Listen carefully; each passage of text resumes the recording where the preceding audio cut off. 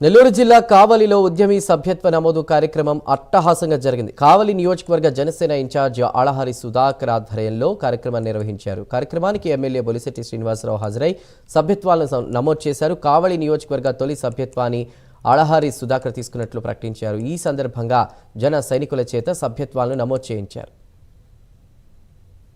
Janasena party 4వ క్రియాశీల కార్యకర్తలు అనేవాళ్ళు ఇప్పుడు ఉద్యమి అనేసి తీసుకునే ప్రతి ఒక్కరు ఉద్యమి అంటే జనసేన పార్టీ కోసం ఉద్యమించే విధంగా పవన్ కళ్యాణ్ గారు నామకరణం చేయడం జరిగింది. అదే సందర్భంలో ఈ రోజు నుంచి డిసెంబర్ 10వ తారీఖు వరకు మెంబర్షిప్ డ్రైవ్ జనసేన పార్టీ తరఫున అత్యంత హుషారుగా మేము మునుపెన్నడూ లేని విధంగా ఒక జనసేన ఇన్ఛార్జి ఆళహారి సుధాకర్ కావలి నియోజకవర్గ ఇన్ఛార్జిగా నాకే ఎంతో జోష్ హోష్ తెచ్చే విధంగా మా జనసేన నుంచి సపోర్ట్ రావటం చాలా అదృష్టదాయకం. ఈ సందర్భంగా ఈరోజు అవగాహన సదస్సు ఈరోజు మొదలైన సందర్భంగా మాకు నెల్లూరు పార్లమెంట్ ఇన్ఛార్జిగా పవన్ కళ్యాణ్ గారు నియమించినటువంటి పవన్ కళ్యాణ్ గారు బాహుబలి అని పిలుచుకునేటువంటి మా అన్నగారు బొలిశెట్టి శ్రీనివాస్ గారు మాకు కావలి వచ్చి వారి ఆధ్వర్యంలో అందరినీ ఉద్దేశించి ప్రతి ఒక్కరూ ఒకటే యూనిట్ గా ఉండే విధంగా కావలి ఇన్ఛార్జ్ ఆళహారి సుధాకర్ అనే నా ఆధ్వర్యంలోనే జరిగే విధంగా పవన్ కళ్యాణ్ ఎవరినైతే నియమించారో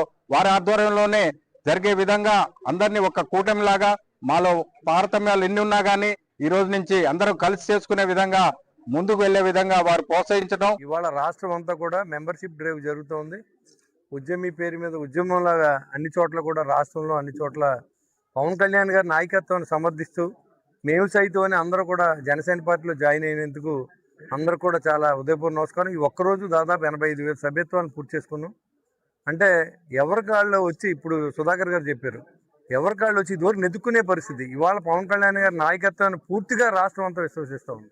ఎందుకంటే ఆయన నైజం చూశారు. ఓడిపోయిన తర్వాత 5 సంవత్సరాలు ప్రజల్లో ఉండేదాన్ని కానీ అప్పుడు వైసీపీ ప్రభుత్వం పోరాటం చేసిన ఏకైక పార్టీ జనసేన పార్టీ ఫస్ట్. ఆ తర్వాత తెలుగుదేశం బయటకు రావచ్చు. ఫస్ట్ మనం పోరాటం చేసాం విశాఖపట్నంలో భవన కార్మికుల కోసం 1,00,000 మందితో ధర్నా చేసిన వ్యక్తి పవన్ కళ్యాణ్ గారు. అందరూ నాయకులను అరెస్ట్ చేశారు, ఒక పవన్ కళ్యాణ్ గారిని తప్ప.